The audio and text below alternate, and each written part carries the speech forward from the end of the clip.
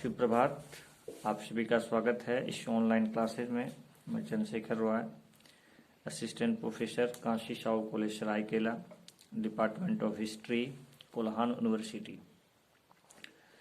प्यारे विद्यार्थी जी, मैं इस वीडियो में चूँकि परीक्षा का प्रोग्राम जारी हो गया है सेमेस्टर 1 के लिए, तो आज हम इस वीडियो के माध्यम से जी और डीएससी और जो ऑनर्स के जो बच्चे हैं उनके लिए कुछ सेलेक्टिव जो टॉपिक हैं जिस पर आपको तैयारी कर लेनी चाहिए, उस पर आज हम बात करेंगे कि वो कौन सा टॉपिक है जो आपके लिए इम्पोर्टेंट हो रहा है।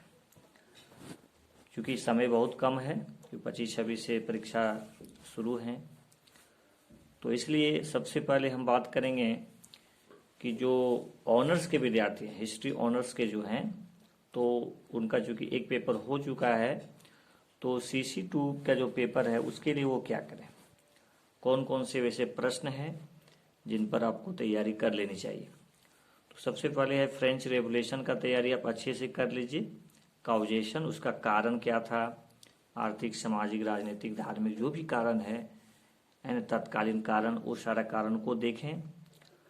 प्लस फ्रांसीसी क्रांति में दार्शनिकों का क्या योगदान था, ये भी प्रश्न आपके लिए महत्वपूर्ण बनते हैं। और उसका इम्पैक्ट, फ्रांस की क्रांति का परिणाम क्या हुआ। तो 3 ऐसे टॉपिक हैं जिस पर आप खासकर अच्छे से पकड़ बना लीजिए। काउजेशन और दार्शनिकों का योगदान, इसको आप अच्छे से कर लीजिए।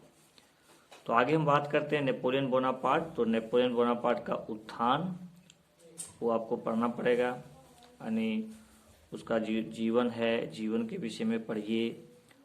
उनका जो सुधार है, जैसे नेपोलियन कोड, प्रशासन के क्षेत्र में उन्होंने क्या सुधार किए, सैन्य क्षेत्र में क्या किए, सामाजिक क्षेत्र में उन्होंने क्या किए। तो नेपोलियन बोनापार्ट को आप अच्छे से पढ़ने का प्रयास कीजिए। उनके सुधार और उनके उत्थान कि कैसे वो एक साधारण व्यक्ति से सेनापति तक पहुँचे और कैसे वो फिर आगे चल कर के फ्रांस का सम्राट बने। तो उसमें आपको उस टॉपिक पर अच्छे से पढ़ लीजिए, क्योंकि आपका जो है नेपोलियन बोनापार्ट से भी आपका प्रश्न बन सकता है। तो नेपोलियन बोनापार्ट को अच्छे से पढ़िए कि कैसे वो सैनिक में भर्ती हुए और अपनी प्रतिभा, अपनी कौशल, अपनी समझ से वो फ्रांस का सम्राट बन गए। ठीक है। और जब आप इस टॉपिक को पढ़ रहे हैं तो उसमें आप उसका जो, जैसे आप नेपोलियन बोनापार्ट को पढ़ रहे हैं तो उनका जन्म कहाँ हुआ, उनके पिता का नाम क्या था, कब वो फ्रांस का सम्राट बने, तो ये आपका MCQ प्रश्न जो रहते हैं वो भी आपका क्लियर हो जाएंगे। तो इसको डिटेल पढ़िए। मतलब फ्रेंच रेवोल्यूशन पढ़ रहे हैं तो उसमें वहाँ का शासक कौन था, किसके समय में फ्रेंच रेवोल्यूशन हुआ, है ना, और बास्तिन का पतन क्या है, कब हुआ था, है ना। तो इस तरह की चीज़ें जो है आपको पढ़ने के क्रम में थोड़ा सा ध्यान देने की आवश्यकता है। दूसरी बात है कि यदि हम नेपोलियन बोनापार्ट पर ही बात करते हैं तो नेपोलियन के पतन का कारण ये भी प्रश्न बन सकता है और निश्चित रूप से बनेंगे। तो नेपोलियन का पतन का क्या कारण था, यानी उसकी महत्वाकांक्षा, महाद्वीपीय व्यवस्था, ये सब आपको अच्छे से कर लेने पड़ेंगे। नेक्स्ट टॉपिक आप देखिएगा तो वियना सम्मेलन हुआ था। उसमें मेटरनिक जो ऑस्ट्रिया के चांसलर थे वो उसकी अध्यक्षता किए थे और ऑस्ट्रिया की राजधानी वियना में ही हुआ था, इसलिए उस कॉन्फ्रेंस का नाम, सम्मेलन का नाम वियना सम्मेलन हुआ।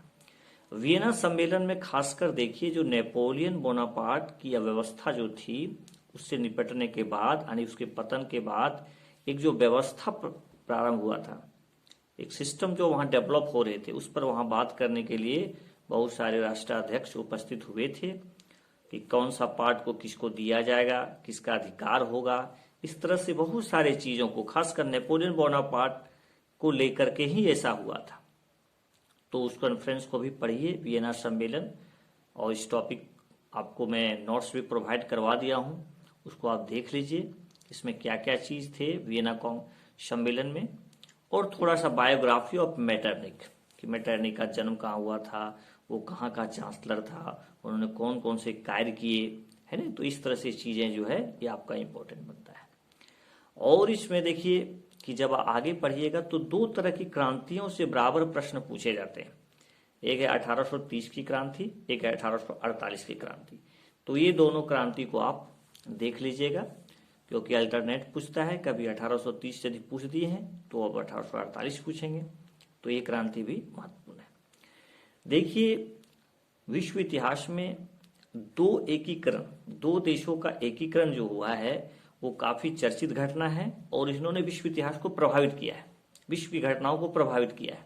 ठीक है, तो एक यूनिफिकेशन ऑफ जर्मनी और यूनिफिकेशन ऑफ इटली, जर्मनी का एकीकरण और इटली का एकीकरण। तो ये दोनों टॉपिक पर मैं पिछले वीडियो में बना चुका हूं, उस पर आप देख लीजिएगा। जर्मनी का एकीकरण और इटली के एकीकरण, ये दोनों टॉपिक आपके लिए महत्वपूर्ण है। तो मुझे लगता है कि इस तरह के टॉपिक को आप अच्छे से कंप्लीट कर लीजिएगा, तो आपका प्रश्न, किसी तरह का प्रश्न आपको छूटने की कोई गुंजाइश नहीं है। आप अच्छे से सारे प्रश्न को कर लीजिएगा। ठीक है, थोड़ा सा प्रैक्टिस कीजिए, थोड़ा सा रिवीजन कीजिए, बाकी कोई दिक्कत नहीं है। और भी है, जैसे कुछ टॉपिक और भी हैं जिस पर आप कर सकते हैं, नहीं तो इस तरह के टॉपिक यदि आप कर लीजिएगा तो फिर आपको कोई दिक्कत नहीं है और नहीं आपका कोई प्रश्न छूटेगा। ठीक है, चलिए अब हम बात करते हैं जी वाले बच्चे, जी और डीएससी के जो बच्चे हैं हमारे, जिनका भी एग्जाम है, उनके लिए क्या क्या टॉपिक होना चाहिए, क्या क्या चीज वो पढ़ लें। तो सबसे पहले स्रोत को पढ़ लीजिएगा, क्योंकि आपको प्राचीन भारतीय इतिहास का टॉपिक पढ़ना है। तो प्राचीन भारतीय इतिहास का स्रोत, साहित्यिक स्रोत और आपका जो पुरातात्विक स्रोत है उसको अच्छे से पढ़ लीजिए। ठीक है, उसके बाद सिंधु घाटी की सभ्यता, सिंधु घाटी की सामाजिक स्थिति, आर्थिक स्थिति, राजनीतिक स्थिति, धार्मिक स्थिति, ऐसे प्रश्न वहां से पूछे जाते हैं। साथ ही साथ आप सिंधु घाटी का जो हड़प्पा सभ्यता की जो नगर योजना था, किस प्रकार से वहां सड़कें थी, साफ सुथरा कैसा था, बिजली की व्यवस्था कैसा था, नाले नालियां कैसी थी, है ना, बनावट कैसा था, सड़कों का कैसा आकार था, है ना, इस सारी चीजों को आपको पढ़ना पड़ेगा। तो नगर योजना भी इंपॉर्टेंट होता है, यानी सिंधु घाटी सभ्यता की सामाजिक, आर्थिक, राजनीतिक, धार्मिक, ये सब चीज को आप टॉपिक को लेके पढ़िएगा, एक नगर योजना कर लीजिएगा।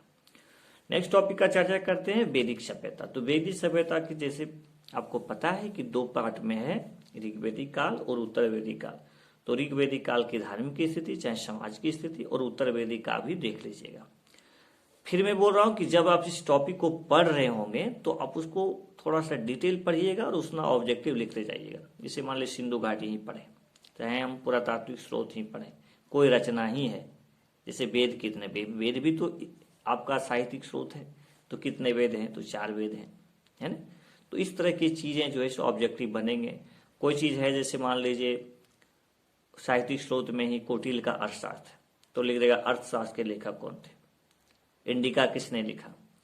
तो जब हम किसी चीज को डिटेल पढ़ते हैं तो उसी से ऑब्जेक्टिव बनता है, ऑब्जेक्टिव के लिए कोई एक्स्ट्रा करने की आवश्यकता नहीं।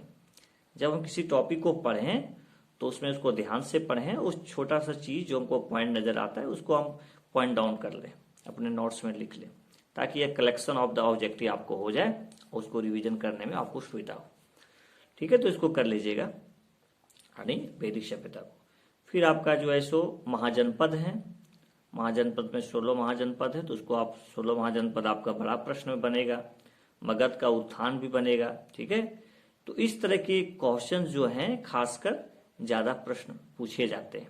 ठीक है, कि मगध का उत्थान के कौन कौन के कारण से, तो आपको हम इस पर भी बनाए हैं मगध के उत्थान पर, और 16 महाजनपद, 16 महाजनपद से आपको ऑब्जेक्टिव भी बन जाएंगे। जैसे कोई महाजनपद दे दिया, उसका राजधानी पूछ देंगे। ठीक है, यानी स्रोत, हड़प्पन सिविलाइजेशन और आपका जो है मगध, मगध में जैसे बहुत सारे वंश हैं, हरियक वंश हैं, है ना, उसके बाद शिशुनाग वंश हैं, नंद वंश हैं, इस सारे वंश को आपको अच्छे से पढ़ना पड़ेगा, क्योंकि आपको पूछा जाएगा। ठीक है, उसके बाद धर्म से है, धर्म में आपका महात्मा बुद्ध और आपका जो है सो जैन धर्म, बौद्ध धर्म में तो 2 पर्सनैलिटी बहुत इंपॉर्टेंट हैं, एक महावीर जी हैं, एक आपका जो है सो महात्मा बुद्ध जी हैं। तो दोनों का बायोग्राफी, दोनों का सिद्धांत, उनका क्या दर्शन था, क्या क्या सिद्धांत था, जैसे अष्टांगिक मार्ग, ये आपका बौद्ध धर्म से है, महात्मा बुद्ध के हैं। तो अष्टांगिक मार्ग में कौन कौन से सिद्धांत थे, सम्यक अभ्यास, सम्यक दर्शन, है ना। तो इस तरह की चीजें जो है यानी आपको जैन धर्म बौद्ध धर्म को भी पढ़ लेना है। कभी कभी अल्टरनेट क्वेश्चन पूछता है, जैसे बौद्ध धर्म से पूछ दिया तो इस बार जैन धर्म से पूछेगा, लेकिन चूंकि आपको दोनों चीज को देख के चलना है। अब थोड़ा सा उसको महावीर जी के बारे में भी जीवनी जान लीजिए, उनका जन्म कहाँ हुआ, उनके पिता का नाम क्या था, माता का नाम क्या था, को ज्ञान कैसे प्राप्ति हुई, कब वो संन्यास ग्रहण कर लिए, ठीक है, उनका क्या क्या सिद्धांत था। श्वेतांबर पीतांबर बाद में बढ़ जाता है जैन धर्म का ही, ठीक है। क्या क्या जैन धर्म में सिद्धांत थे, महावीर ने उसमें क्या जोड़े, तीर्थंकर जो 24वें तीर्थंकर हुए तो इन्होंने क्या जोड़े वो सिद्धांत में। तो इस तरह की चीजें जो है, जैसे ब्रह्मचर्य इन्होंने जोड़े। तो जब उसको आप पढ़िएगा तो डिटेल, जब इस दोनों टॉपिक को पढ़िएगा तो आपको वहां से ऑब्जेक्टिव भी मिल जाएंगे, ठीक है। तो इस तरह के टॉपिक आप यदि कर लेंगे जीओ डीएसयू वाले बच्चे, तो आपको कोई दिक्कत ना होगा, आप अच्छे से एग्जाम को कर लीजिएगा, अच्छे से स्कोर भी ले आइएगा।